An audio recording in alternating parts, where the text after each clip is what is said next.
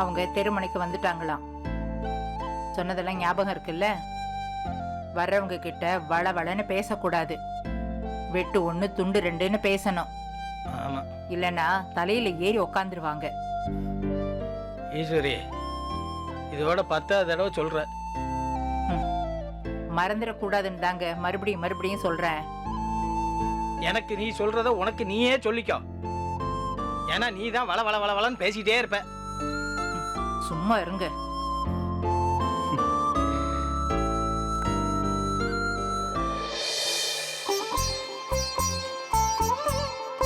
வணக்கம்மா.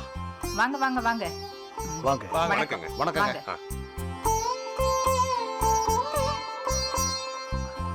வணக்கம் வணக்கம். வணக்கம். வணக்கம். வணக்கங்க. வணக்கம். உட்காருங்க.